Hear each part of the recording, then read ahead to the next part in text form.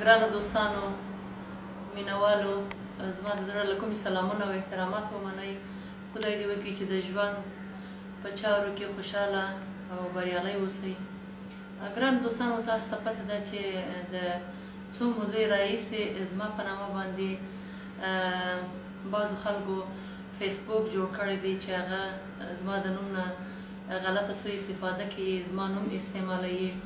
کله د شاپري نغمه په نامه ده او بعضې د نغمه خاپیري په نامه ده. حالا چې زه هغه نه یم، هغه فیسبوک زما نه دی.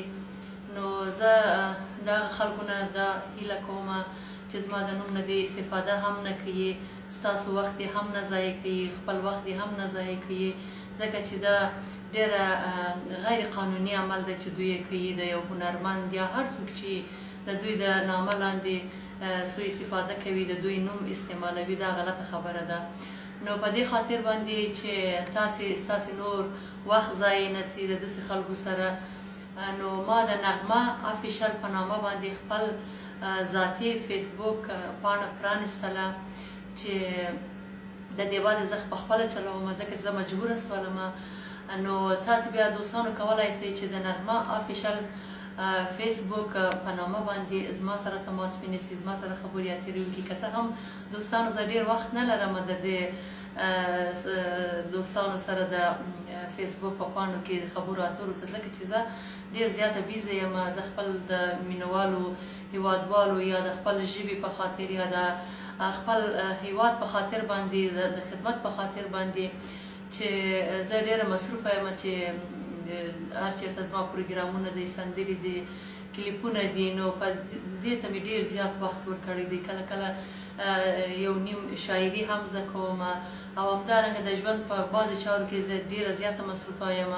د دوستانو زه ډېر زیات کوشش کوم اول چې زه تاسو سره همیشه په خپل فیسبوک کې په تماس کې واوسېږم. نو دا خبر مې په دې خاطر درته وکړله تاسو ته چې نور آینده په غلطو فیسبوکو باندې چې زما د نامه لاندې استعمالیږي یا زما په هغه ادرس باندې استعمالیږي چې یعنې زه یم، حالا هغه فیسبوکونه ما سره هېڅ ارتباط نه لري. آینده نه خپل وخت ضایع کوي او نه د خلکو ته دومره موقع ورکوي چې نور د داسې فیسبوک نه سوء استفاده وکړي.